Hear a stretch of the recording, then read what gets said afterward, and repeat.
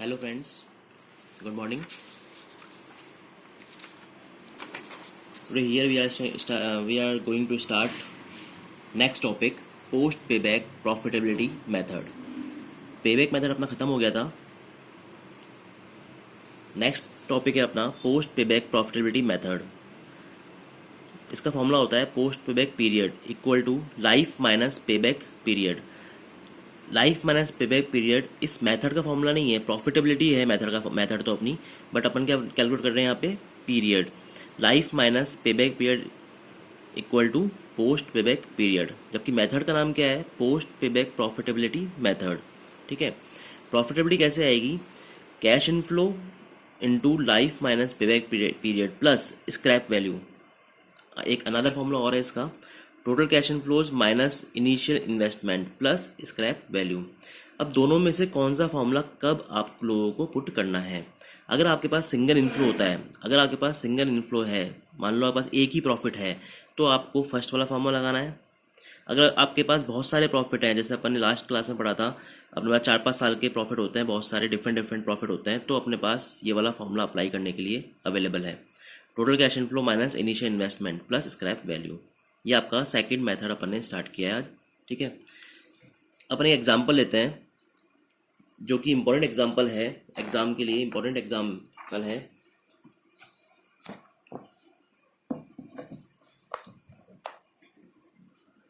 Javed Limited is considering the purchase of a machine. Two machines A and B are available at the cost of rupees 60,000 each. Javed limited कोई company है, उसको एक machine purchase करनी है. दो machine के इसके पास ऑल्टरनेटिव मॉडल्स हैं ए एंड बी. दोनों की कॉस्ट मतलब इन्वेस्टमेंट 60,000 रुपीज़ है. Earning after tax and before depreciation, यही चाहिए होता है अपन को, टैक्स आफ्टर चाहिए होता है और डेप्रिसिएशन बिफोर चाहिए होता है. ये आपको इन्फ्लो दे रखे हैं 5 साल के. लास्ट में पूछा गया है वो देखना है अपन को. Evaluate the two alternatives by using payback period method and post payback period profitability method. Exam में आया हुआ क्वेश्चन है. तो पहले मैं मशीन ए करूंगा, फिर देन मशीन बी. तो machine A, I equal to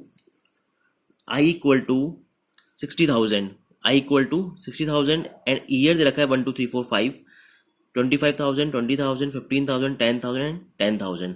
अब इसमें अपन से पहले तो क्या पूछा है, पेबैक पीरियड पूछा है. अब पेबैक पीरियड आप लोगों को मैं सिखा चुका हूँ, तो एक बार अपन रिवाइज करते हैं. पेबैक पीरियड के लिए अपन ने क्या सीखा था कि जब डिफरेंट ईयर्स के डिफरेंट कैश इनफ्लो दे रखे हों, तो अपन को क्यूमुलेटिव कैश इनफ्लो करना पड़ता है. क्या करना पड़ता है, क्यूमुलेटिव कैश इनफ्लो करना पड़ता है. 25,000 प्लस 20,000 45, 45 प्लस 15 60, 60 प्लस 10 70,000 प्लस 10 80,000. ये मैंने इनका क्या कर दिया, क्यूमुलेटिव कैश इनफ्लो कर दिया. अब पेबैक का मतलब क्या होता है, पेबैक का मतलब होता है कि इस 60,000 रुपये को मैं कहाँ अर्न कर रहा हूँ, 60,000 रुपीज़ को मैं कहाँ पे अर्न कर रहा हूँ. तो देखिए डायरेक्टली मिल रहा है आपको आंसर 3 इयर्स में, तो आपका यहाँ पर डायरेक्ट ही आंसर आ गया, payback period is 3 years.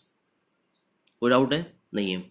Second machine, इसी मशीन का पहले अपन क्या करते हैं, पोस्ट प्रॉफिटेबिलिटी कर लेते हैं, क्योंकि वो भी पूछा है. Post payback profitability method. अब मैंने आप लोगों को 2 फॉर्म में लिखवाए थे. अभी मैंने आप लोगों को 2 फॉर्म में लिखवाए थे. एक तो लिखवाया cash inflow life minus payback period plus scrap value, एक में लिखवाया total cash inflow minus initial investment plus scrap value. और अभी बताया था कि सिंगल इनफ्लो दे रखा हो तो ये वाला फॉर्मूला लगेगा, और अगर बहुत सारे इनफ्लो दे रखे हो तो ये वाला फॉर्मूला लगेगा. तो यहाँ पे अपने पास बहुत सारे इनफ्लो हैं, डिफरेंट इनफ्लो हैं, तो सेकंड वाला फॉर्मूला अपन पुट कर देंगे. सेकंड वाला फॉर्मूला लगेगा total cash inflow minus initial investment plus scrap value. Total cash inflow कैसे, इन सबका टोटल कर लो, 80,000. Initial investment 60,000. स्क्रैप वैल्यू आपके इस क्वेश्चन में है नहीं, तो आंसर क्या आ गया, 20,000. तो पेबैक पीरियड तो क्या आ गया, 3 इयर्स, और प्रॉफिटेबिलिटी क्या आ गई, 20,000. पोस्ट पेबैक प्रॉफिटेबिलिटी का मतलब ये होता है कि जैसे कि मान लो, जैसे मैं लिखवाया आपको, पीरियड होता है post payback period life minus payback. Life machine की कितनी है, 5 इयर्स, और पेबैक कितना आ गया, मान लो 1.5 साल.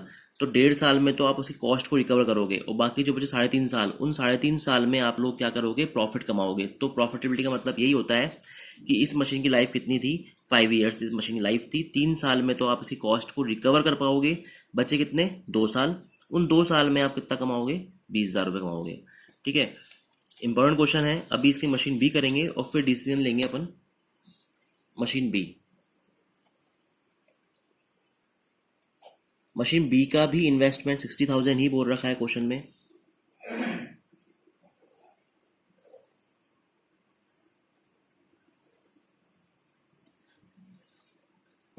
फर्स्ट ईयर का दे रखा है आपको 10,000, 15,000, 25,000, 20,000 एंड 20,000। वही पेबैक कैलकुलेट करना है पहले। तो पहले सबसे पहले क्यूमुलेटिव कैश इनफ्लो करूंगा। 10,000, 25, 50, 70 एंड 90,000। ये आपका हो गया cumulative cash inflow. Payback calculate करना है। पेबैक का मतलब क्या होता है कि कॉस्ट को रिकवर अपन कितने सालों में कर रहे हैं। तो देखो कॉस्ट रिकवर इन दोनों में हो रही है, बीच में ये 50,000 है और ये 70,000 है। पेबैक कैलकुलेट करना बता चुका हूँ मैं। डिफरेंट ईयर्स के डिफरेंट कैश इनफ्लो दे रखे हो तो अपना I/C नहीं पुट होता है। तो अपन को क्या देखना पड़ेगा कि कंप्लीटेड ईयर्स, 3 साल तो लगेंगे ही लगेंगे 60,000 रुपये कमाने में, क्योंकि 3 साल में तो अपन 50,000 तक ही पहुँचते हैं। प्लस इन्वेस्टमेंट कितने, 60,000, माइनस जितना कमा लिया अपन ने 3 साल में, अपन ने जितना कमा लिया 3 साल में अपन ने कितना कमा लिया, 50,000 कमा लिया। अब जो 10,000 रुपये कमाना बाकी रह गया ना, 60,000 माइनस 50,000, 10,000 रुपये जो कमाना बाकी रह गया वो अपन नेक्स्ट ईयर के प्रॉफिट में से कैलकुलेट करेंगे 20,000 में से। तो आपका ये आ गया 3 + 10,000 डिवाइड बाय 20,000। तो इसको हम बोलते हैं 3.5 ईयर्स। 1/2 है ये, 3.5 ईयर्स। ये आपका पीरियड आ गया 3.5 साल। इसके बाद अपन को इसमें पूछा है पोस्ट पेबैक प्रॉफिटेबिलिटी। फॉर्मूला क्या लगाया था अभी थोड़ी देर पहले अपन ने, टोटल कैश इनफ्लो। इसमें टोटल कैश इनफ्लो कितना है, 90,000 माइनस इनिशियल इन्वेस्टमेंट जो कि है 60,000। स्क्रैप वैल्यू क्वेश्चन में है नहीं, 0। तो प्रॉफिटेबिलिटी कितनी आ गई, 30,000। अब इस क्वेश्चन में अपन को डिसीजन देना है कि लिखा है ना इवैल्यूएट द प्रोजेक्ट, मतलब किस प्रोजेक्ट को अपन परचेज करें। तो अपन क्या करेंगे, परचेज करने के लिए जो अपन डिसीजन देना है वो डिसीजन भी आपके मार्क्स होते हैं, डिसीजन के 5 मार्क्स होते हैं ऐसे क्वेश्चंस में। तो आपको यहाँ पे डिसीजन देना है। डिसीजन आपको दोनों मेथड के अकॉर्डिंग देना है। तो डिसीजन में आपको क्या लिखना पड़ेगा, according to payback period method machine A should be purchased. क्यों, क्योंकि उसमें आ रहा था 3 साल, इसमें आ रहा है 3.5 साल। तो पेबैक का मतलब क्या होता है, जिसमें कॉस्ट जल्दी रिकवर हो जाए उसी मशीन को परचेज करूंगा मैं। तो उसमें आ रहा 3 साल, इसमें आ रहा है 3.5 साल। तो machine A should be purchased according to payback period, whereas post payback profitability method machine B should be purchased, या बी शुड बी एक्सेप्टेड या acquired, B should be acquired। First वाली मशीन में कितना आ रहा था profitability, 20,000। Second वाली machine में प्रॉफिटेबिलिटी कितनी आ रही है, 30,000।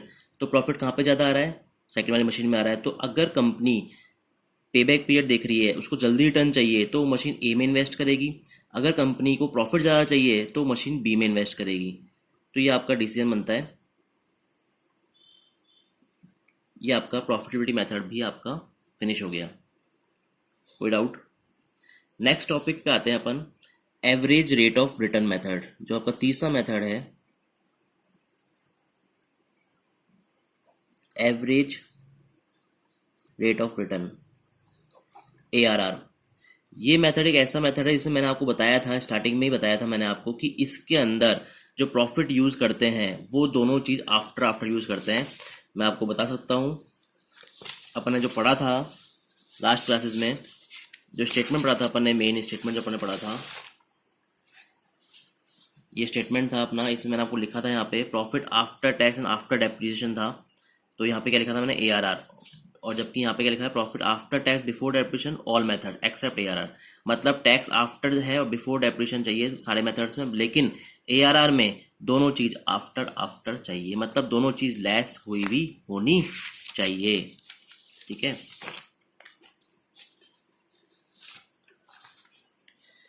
Average rate of return method का formula ARR, average cash inflow after tax and after depreciation upon every investment into 100। Average investment का formula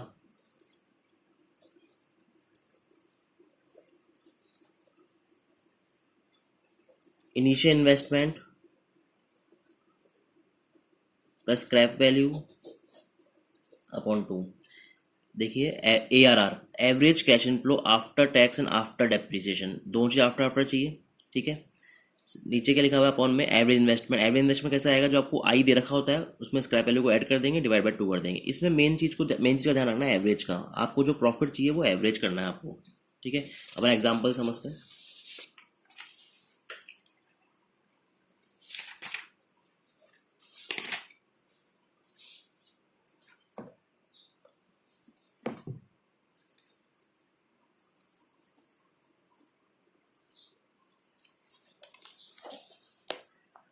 A company manager is considering 4 projects। 4 project है इसके पास। Out of them only 1 project is to be selected. एक project को select करना है। The initial investment in each of the project is 20,000। चारों project के जो कॉस्ट है वो है 20,000 rupees. The estimated net annual income after tax and before depreciation. जबकि अपन को क्या चाहिए, दोनों चीज आफ्टर आफ्टर चाहिए, आफ्टर ही टैक्स चाहिए और आफ्टर डेप्रिसिएशन चाहिए। जबकि इसने दे क्या रखा है, after tax and before depreciation has been given. ठीक है। Evaluate the projects on the basis of ARR method.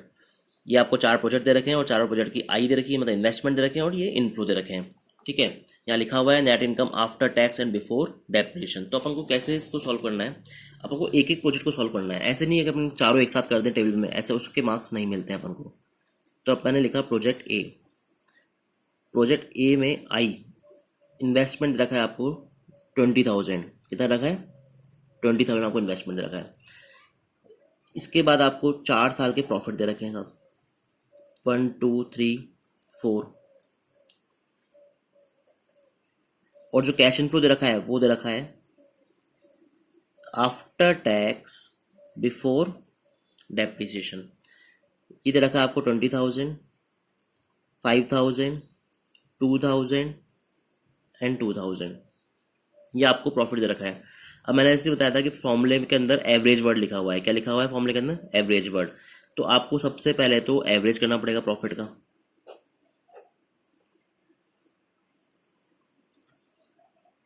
ये अपन ने प्रॉफिट का एवरेज कर दिया 7250। ये जो प्रॉफिट आया है, ये मेरा प्रॉफिट कौन सा आया है, यहाँ लिख देंगे अपन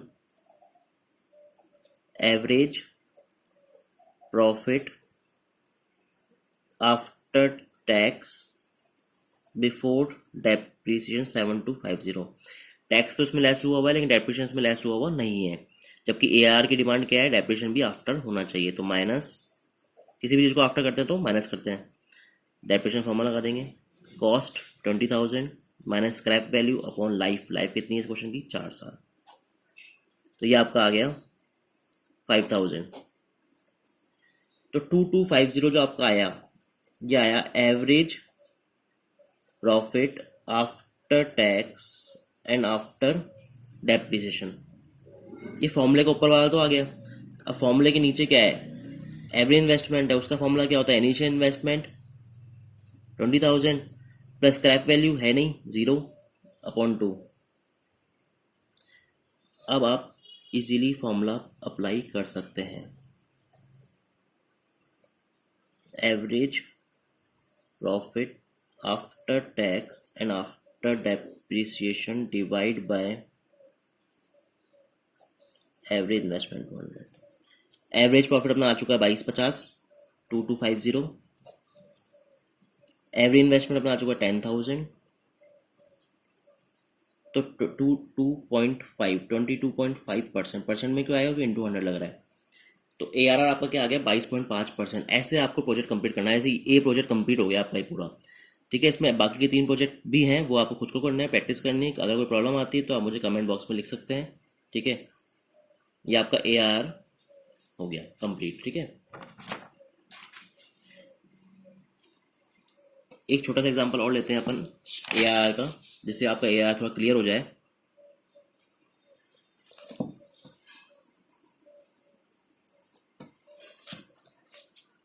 A company is considering to purchase a machine. There are 2 machines A and B. The details of which are as under. 2 machine है, दोनों की मशीन कॉस्ट एक की 50,000 है, एक की 60,000 है। एक मशीन में कर देता हूँ। मशीन ए, इन्वेस्टमेंट है आपका 50,000, इसमें स्क्रैप वैल्यू भी है 5,000, लाइफ भी है क्वेश्चन में 12 ईयर्स, और जो प्रॉफिट दे रखा है वो एक ही प्रॉफिट दे रखा है, average profit before tax and before depreciation 10,000। ये क्वेश्चन है। टैक्स की रेट भी दे रखी क्वेश्चन में 30%। टैक्स की रेट दे रखी क्वेश्चन में 30%।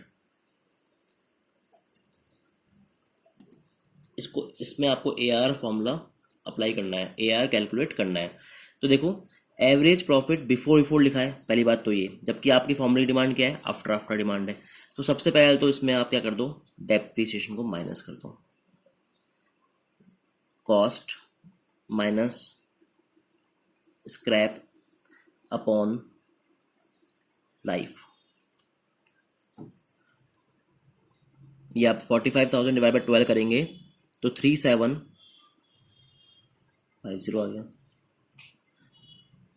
ये आ गया आपका एवरेज प्रॉफिट आफ्टर डेप्रिसिएशन